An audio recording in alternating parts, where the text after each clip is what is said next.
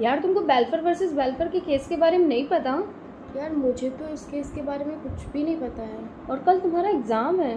हाँ, कल मेरा कॉन्ट्रैक्ट का एग्ज़ाम है। ये इम्पोर्टेंट है केस उसके लिए।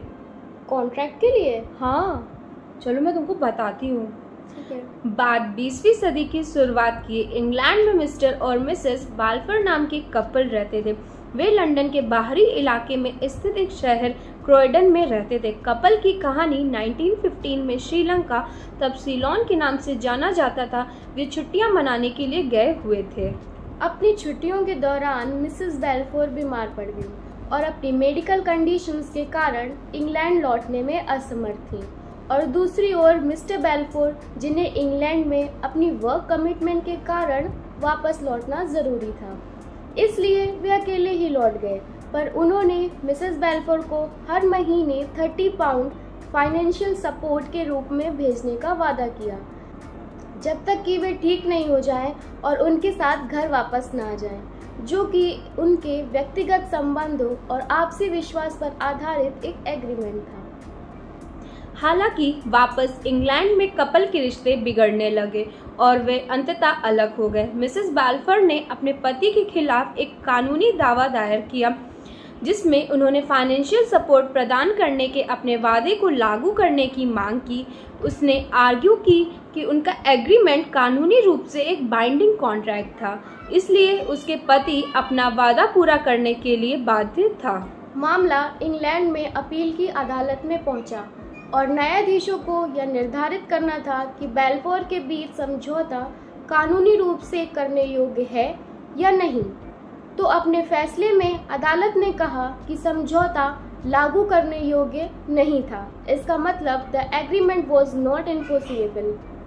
न्यायाधीशों ने तर्क दिया कि बेल्फोर के बीच समझौता घरेलू या सामाजिक संदर्भ में किया गया था और कानूनी संबंध बनाने के लिए आवश्यक इरादे की कमी थी।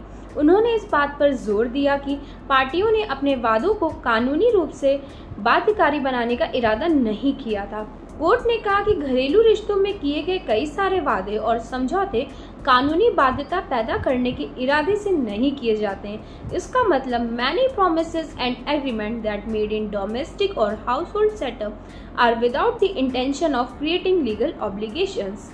इस तरीके से बेल्फोर वर्सेस बेल्फोर केस का जजमेंट ने कॉन्ट्रैक्ट लॉ में एक महत्वपूर्ण उदाहरण स्थापित किया।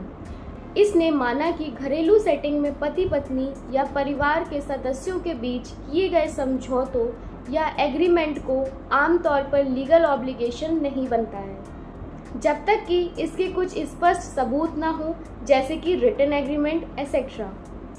आगे सामाजिक या घरेलू समझौतों और कानूनी रूप से बाइंडिंग कॉन्ट्रैक्ट के बीच अंतर करने के लिए इस जजमेंट को बाद में विभिन्न न्यायालयों में लागू किया गया है।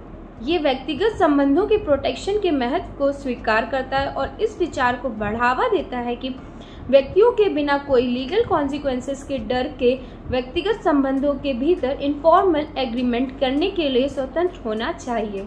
पर फिर भी मैं बताना चाहती हूँ कि बेल्फोर बनाम बेल्फोर मामला सभी स्थितियों पर लागू नहीं होता है। कुछ परिस्थितियों में पति पत्नी या परिवार के सदस्यों के बीच किए गए समझौतों अभी भी कानूनी रूप से लागू नहीं किए जा सकते, खासकर जब वे कॉमर्शियल या बिजनेस एग्रीमेंट से जुड़े हों।